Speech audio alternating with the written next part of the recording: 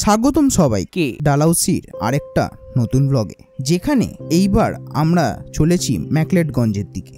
এখন ডালহাউসিকে বাই বলার সময় চলে এসছে। তো লাস্ট টাইম দেখে নিই গান্ধী চক আর এখানকার একটা খুব সুন্দর চার্চ, যেটা আপনারাও এখানে এসে দেখতে পারবেন। ওখানে যদিও বা ঢুকতে পারিনি, কারণ ওখানে ঢোকার জন্য একটা পার্টিকুলার টাইমিং আছে। ওখানে ঢুকতে না পারার জন্য আমি ক্ষমা চেয়ে নিচ্ছি, কারণ ওটা আমি আপনাদের দেখাতে পাইনি। কিন্তু আপনারা এখানে আসলে এই চার্চটা নিশ্চয়ই একবার দেখে নেবেন, কারণ কি চার্চটা খুব ফেমাস এখানে। আমরা এবার যাব হচ্ছে ধর্মশালা। এই যে সব লাগেজ তোলা হয়ে গেছে, এবার আমরা উঠে পড়বো, তারপর আমরা বেরিয়ে যাব। তাই জন্য লাস্ট বার একবার দেখে নিন এই জায়গাটাকে, এই সুন্দর জায়গাটা গান্ধী চক।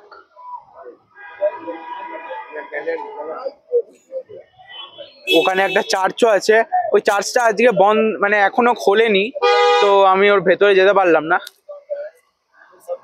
আর এই হোটেলটা আমরা ছিলাম একদম এটার উপর। আপনাদেরকে সব আমি লিখে দিয়ে দেবো যে স্ক্রিনের উপর, যে কি কত খরচা পড়েছে, কি আমাদের কি রুম নিয়েছি, সব দেখাবো। তার জন্য একটা লাইক আর শেয়ার আর সাবস্ক্রাইবও করবেন আমার চ্যানেলটাকে। ধর্মশালা পৌঁছানোর জন্য আমাদের প্রায় 2.5 ঘন্টা লাগে। ডিসক্লেমার, ধর্মশালা পৌঁছানোর জন্য আমাদের আরও বেশি সময় লেগেছিল, কারণ খাবার দাবার আর তার সাথে আমাদের গাড়িও জবাব দিয়ে দিয়েছিল, এক জায়গায় রিপেয়ার করাতে হয়েছে।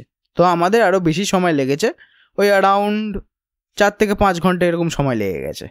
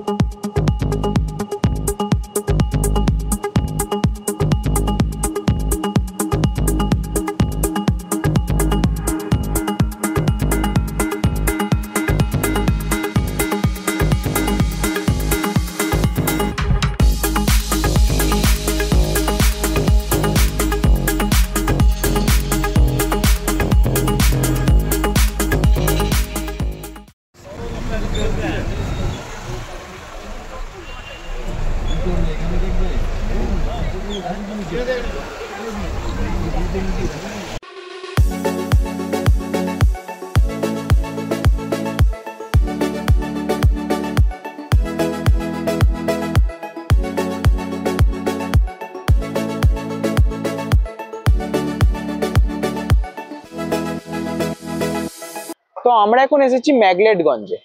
আপনারা দেখতে পারেন হোটেলগুলো বানানো আছে এই পাহাড়ের উপরে।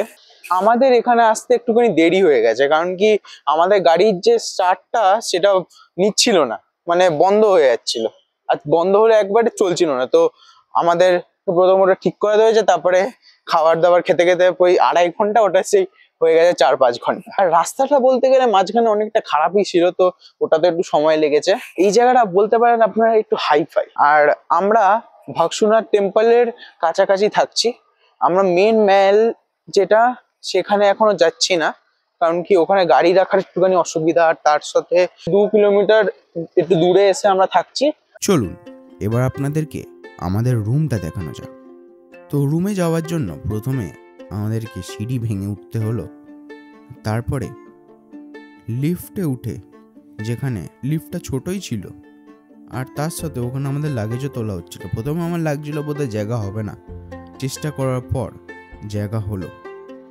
তারপরে আমরা চললাম আমাদের রুমের দিকে। রুমে যাওয়ার সময় আমি এখানে একটুখানি করিডোরটা আপনাদের একটু দেখিয়ে দিই, কারণ এইটা আমার একটু ভাল লাগলো দেখে, করিডোরটা বেশ সুন্দর। তো চলুন এবার আস্তে আস্তে আমরা আমাদের রুমের দিকে এগোই। রুমে পৌঁছানোর পর আগে আপনাদের নাম্বারটা দেখিয়ে দিই, যেটা হচ্ছে 203 আর 204 হচ্ছে আমাদের রুম নাম্বার।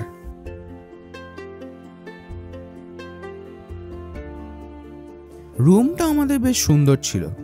এখানে আপনারা দেখতে পাচ্ছেন ডাবল বেড আছে, তার সাথে খুব সুন্দর পর্দা লাগানো আর ফল সিলিং করা, আর এখানে 2টো বসার জায়গা আর মাঝখানে টেবিল।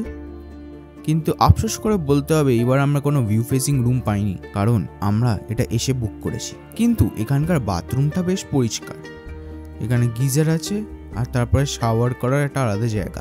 আর যদিও বা আমাদের রুমের ব্যালকনির থেকে কোনো ভিউ দেখা যাচ্ছিল না, কিন্তু রুমের থেকে বাইরে বেরিয়ে যে করিডোরে একটা বারান্দা ছিল, সেখান থেকে আমরা একটা খুব সুন্দর ভিউ দেখতে পাচ্ছি। আর কাল সকালে উঠে যখন আমি দেখলাম এখানে পুরো ফগই ফগ, দেখুন কি সুন্দর লাগছে না?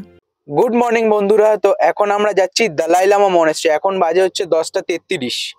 দেখি ওখানে গিয়ে যদি তুলতে দেয় তাহলে আমরা তুলবো, আপনাদেরকেও দেখাবো, কিন্তু বাইরে থেকে নিশ্চয়ই আপনাদের দেখাবো। ওই মনেস্ট্রিটা খুব সুন্দর।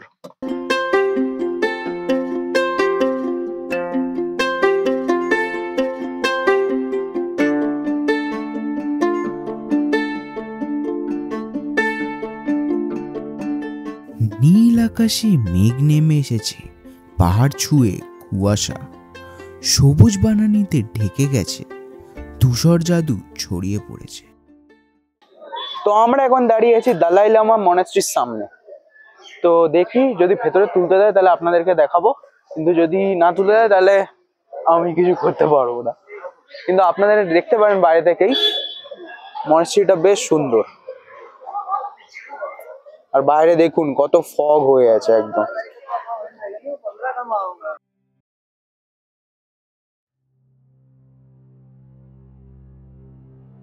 নামগ্যাল মনেস্ট্রি, যা দালাই লামা মন্দির নামেও পরিচিত, ম্যাকলেটগঞ্জ ধর্মশালা অবস্থিত। এটি 14তম দালাই লামার ব্যক্তিগত মনেস্ট্রি। এই মন্দির কমপ্লেক্সের আরেকটি নাম হল নামগ্যাল তান্ত্রিক কলেজ।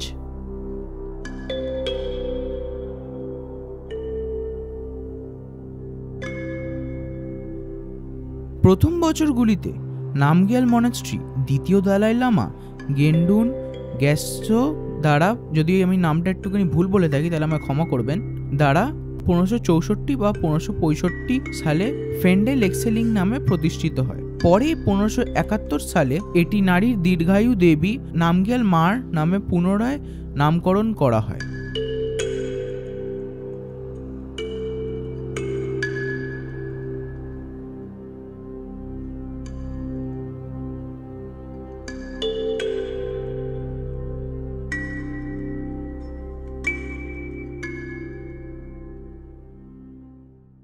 ভেতরটা নিশ্চয়ই আপনাদের ভালো লেগেছে।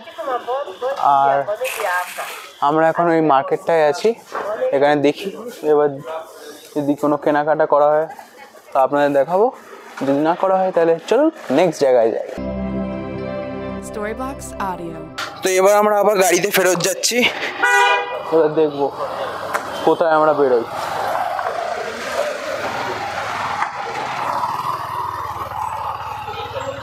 চলুন। নামতে যত সহজ, উঠতে ততটাই কঠিন আমাদের জন্য, মানে মেনলি আমার জন্য। বাপরে কি ঢালাই রাস্তা, ক্যামেরাও তো বোঝা যাচ্ছে না, কিন্তু এটা পুরো এরাম হয়ে গেছে, এরাম ভাবে। এখানে একটা খুব সুন্দর বসার জায়গা আছে, তার সাথে উপরে একটু ছাদ করা আছে, দেখুন কত সুন্দর বসার জায়গা করেছে এখানে। আর তার সাথে এইখানে আরও বসার জায়গা, প্লাস অনেকগুলো फ्लैग। अभी हम कहाँ जा रहे हैं भैया? अभी हम जा रहे हैं क्रिकेट स्टेडियम धर्मशाला। Himachal Pradesh cricket association stadium HPCA ভারতে হিমাচল প্রদেশের ধর্মশালা পাহাড়ি অঞ্চলে অবস্থিত একটি ইন্টারন্যাশনাল ক্রিকেট স্টেডিয়াম। এই স্টেডিয়াম হিমাচল প্রদেশের ক্রিকেট দল এবং হিমাচল প্রদেশের মহিলা ক্রিকেটের দলের হোম গ্রাউন্ড। 2023 ক্রিকেট বিশ্বকাপে এখানে 5টি ম্যাচ খেলা হয়, যার মধ্যে ভারত ও নিউজিল্যান্ডের ম্যাচটাও ছিল।